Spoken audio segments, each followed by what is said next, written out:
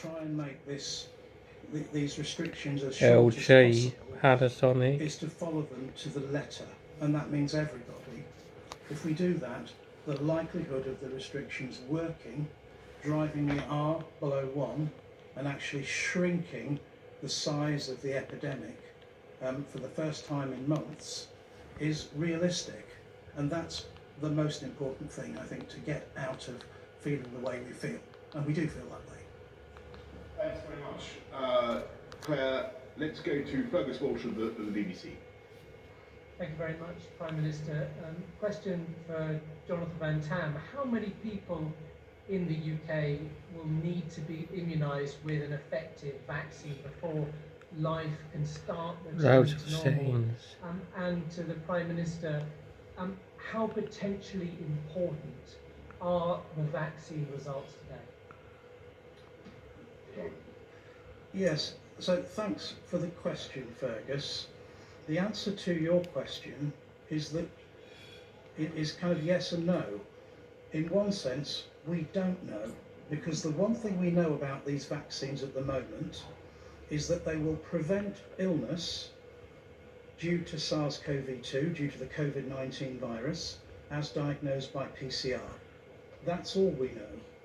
We do not know yet if these vaccines will prevent asymptomatic infection, and therefore we do not know if these vaccines will prevent virus shedding and therefore happen.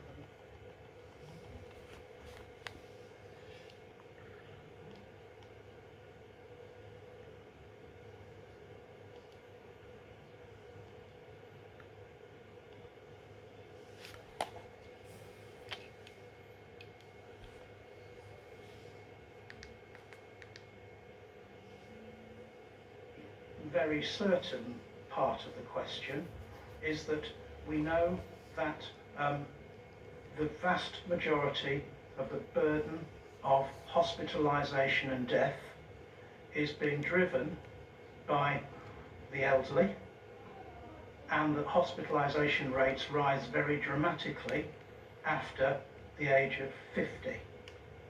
And knowing that gives us hope that if we can deploy in due course, when authorised, a safe and effective vaccine in the elderly populations, we should, I'm hopeful, the proof will be in the pudding, but I'm hopeful that we will actually see a very dramatic decline in the burden in hospitals. But that can't happen all at once.